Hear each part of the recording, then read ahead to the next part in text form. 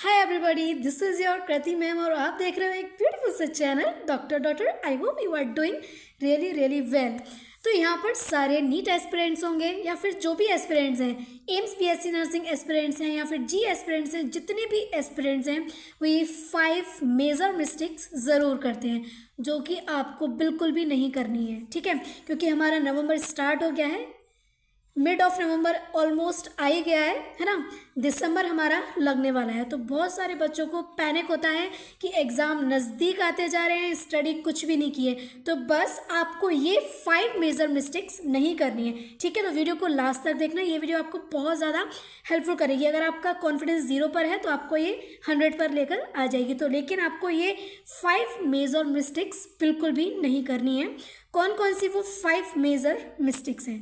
First major mistake is don't skip test.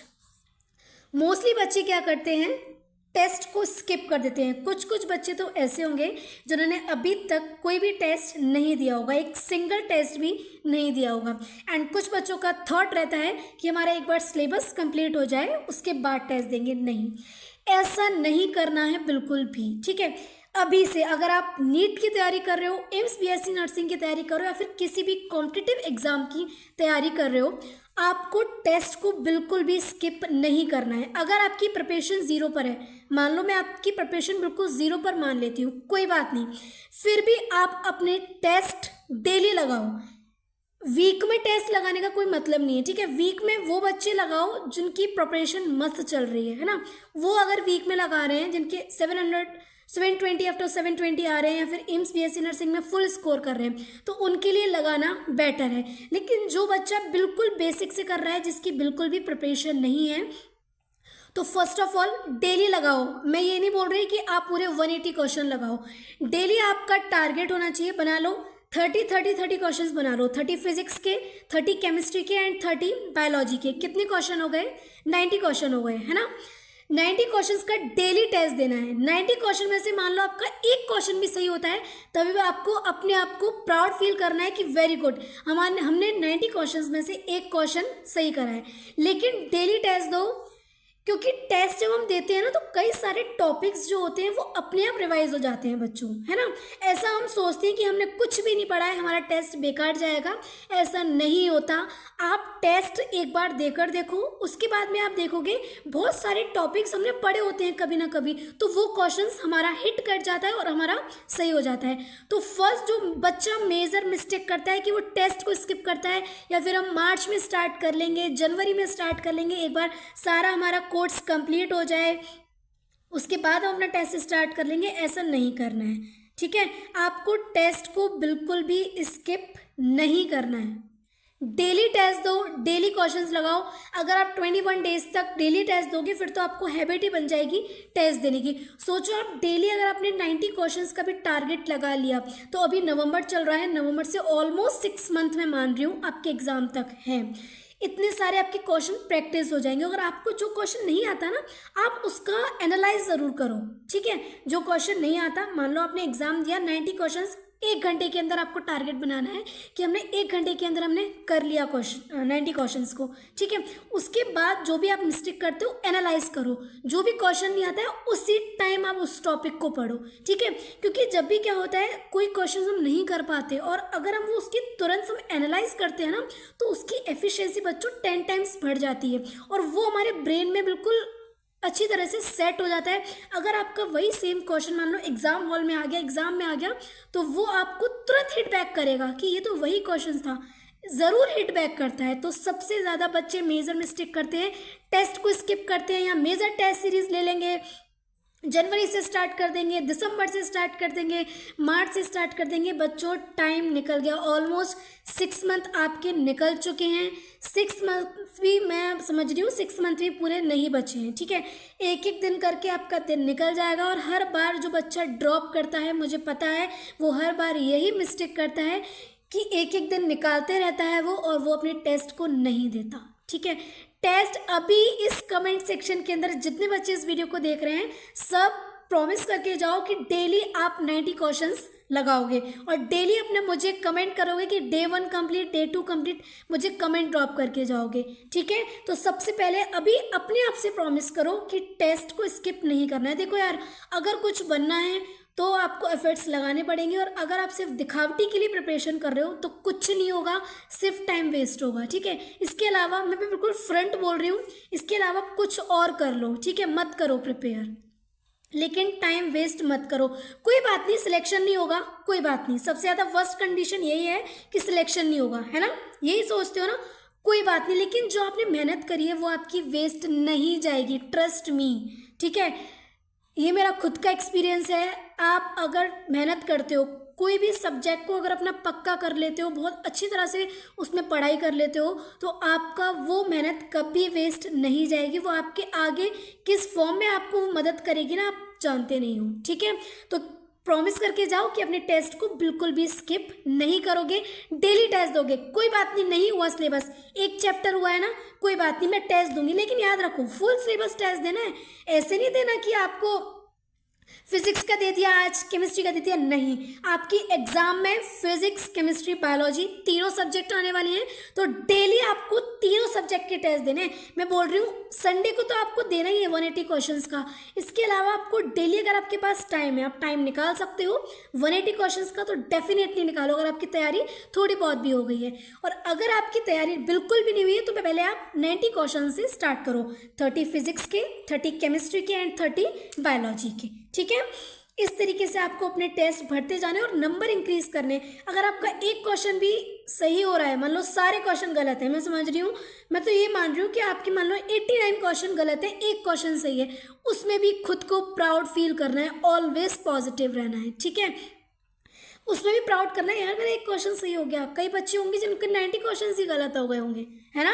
तो test को बिल्कुल स्किप नहीं करना। आज से ही, अगर अभी से प्रिपरेशन कर रहे हो, अभी से कर रहे हो, तो टेस्ट को बिल्कुल भी स्किप मत करो। और यार अभी भी चांस है, आप डेफिनेटली अच्छा स्कोर कर सकते हो, ठीक है। तो फर्स्ट मेजर मिस्टेक क्या नहीं करोगे, टेस्ट को स्किप नहीं करोगे। Second, revise regularly. रिवाइज अगर नहीं करोगे तो आगे जाकर वो इतना ज़्यादा बंडल हो जाएगा रिवीजन का कि आप बोलोगे कि मैंने पूरे साल में कोई तैयारी करी ही नहीं है।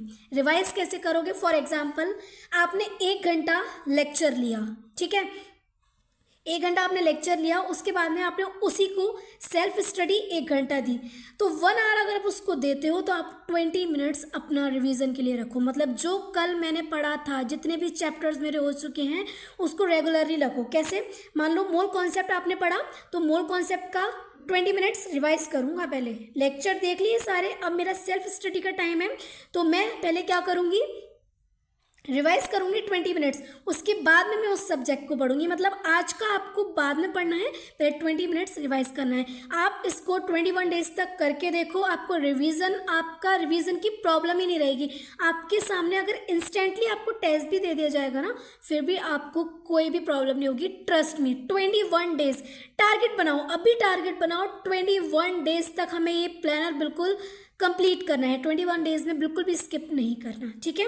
तो first of all daily test देने हैं। सेकंड, रिवाइज रेगुलरली करना है, रेगुलरली 20 मिनट्स आपको डेली देने हैं, ठीक है।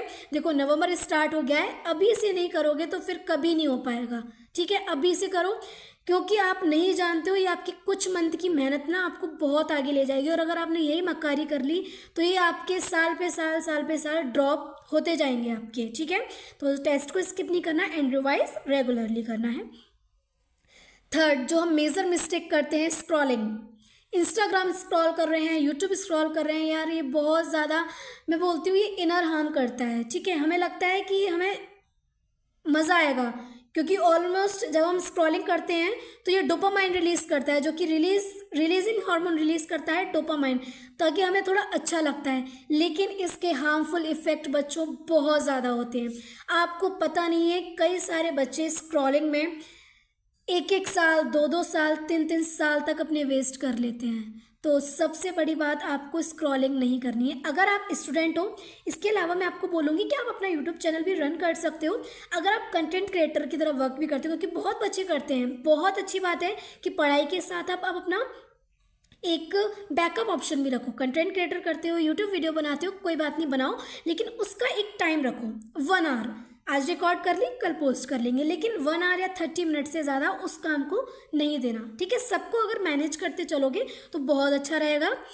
तो स्क्रॉलिंग नहीं करनी, मतलब आप अपनी वीडियो पोस्ट करो, ठीक है। अपने अपने आप को ऊपर उठाओ ना, दूसरों की वीडियो देखकर आप देख सकते हो, आइडियाज़ के लिए दे सकते हो, लेकिन 15 मिनट्स मैं बोलूँगी बस काफ़ी है। 15 मिनट्स या फिर 30 मिनट्स, ये नहीं आप पूरे दिन स्क्रॉलिंग कर रहे हो। वो भी 15 और 30 मिनट्स आपको तब करनी है जब आपका पूरा टारगेट कंप्लीट हो जाता है, पूरे फुल डे का आपका टारगेट कंप्लीट हो जाता है, ठीक है। तो स्क्रॉलिंग नहीं करो यार, 6 महीने बाद कर लेना, एग्जाम क्लियर कर लो, फिर लाइफ स्क्रॉलिंग ही करोगे और क्या करोगे, है ना। लाइफ सेट हो जाएगी बस। 4th, workout. अगर आप प्रिपरेशन कर रहे हो, किसी के भी एग्ज़ाम की प्रिपरेशन कर रहे हो, तो मोस्टली बच्चे क्या करते हैं, वर्कआउट करते ही नहीं हैं। योगा, एक्सरसाइज, रनिंग, साइकिलिंग ये नहीं करते, लेकिन ये डेफिनेटली करनी चाहिए। और जो वर्कआउट होता है बच्चों, ये आपकी एफिशिएंसी को 10 टाइम्स इंक्रीज कर देता है, आपको फोकस होना सिखा देता है, ठीक है। अगर आप किसी बहुत ज़्यादा स्ट्रेस कंडीशन से डील कर रहे हो, ठीक है, क्योंकि इस एज में मुझे पता है कौन सी स्ट्रेस कंडीशन होती है, वो जितनी भी स्ट्रेस कंडीशन है उससे भी अगर आप वर्कआउट करते हो डेली, आपको 30 मिनट्स अपने वर्कआउट को देने हैं। वर्कआउट के अंदर आपको ग्रेटफुल होना है, 5 मिनट्स आपको डेफिनेटली ग्रेटफुल होना है। जिस भी चीज़ आपके पास, जो भी चीज़ है, उसके लिए आप ग्रेटफुल हो यार। आप ये मत सोचो कि ये मिल जाए वो मिल जाए, आप जितना उसकी डिज़ायर करोगे, जितना आपको चाहिए होगी ना वो चीज़ उतनी ही दूर जाएगी। आप ग्रेटफुल रहो कि है हमारे पास, प्रेजेंट में बोलो, ठीक है। तो 30 मिनट्स आपको वर्कआउट करनी है डेली, आपको 5 मिनट्स ग्रेटफुल प्रैक्टिस करनी है, एंड 5 मिनट्स आपको डीप ब्रीदिंग, मैं बोलूँगी 5 मिनट से कम नहीं, डीप ब्रीदिंग करनी ही करनी है। अगर कोई बहुत ज़्यादा ब्रेकअप से या फिर डील कर रहा है ना, ब्रेकअप हर्ट से भी अगर बहुत ज़्यादा डील कर रहे हो आप लोग, तो मैं बोलूँगी डीप ब्रीदिंग एक रामबाण है जो आपको हर एक चीज़ से, हर एक स्ट्रेस से निकाल सकता है। तो डेली आपको वर्कआउट करना है 30 मिनट्स का। इससे आपका कॉन्फिडेंस बूस्ट होगा, आपकी फोकस कैपेसिटी बढ़ेगी। अगर आप किसी भी ब्रेकअप वगैरह से डील कर रहे हो या फिर कोई भी मेंटल स्ट्रेस है, ब्रेकअप नहीं बहुत सारी कंडीशंस होती हैं, फाइनेंशियल कंडीशन ख़राब है या फिर फैमिली प्रॉब्लम्स है, फैमिली इशू है, कोई भी प्रॉब्लम है, कोई बात नहीं, आप वर्कआउट करो, अपने ऊपर ध्यान दो, बाकी लोगों का छोड़ो, अपने ऊपर फोकस करो, ठीक है। तो वर्कआउट करना है आपको daily 30 minutes, deep breathing daily करनी है, एंड ग्रेटफुल ज़रूर होना है, डेली ग्रेटफुल होना है आपको। और आप जो भी चाहते हो उसके लिए डेली ग्रेटफुल रहो और प्रेजेंट टेंस में बोलो कि ये चीज़ हमारे पास है, ठीक है। नेक्स्ट, ओवर थिंकिंग बिल्कुल भी नहीं करनी।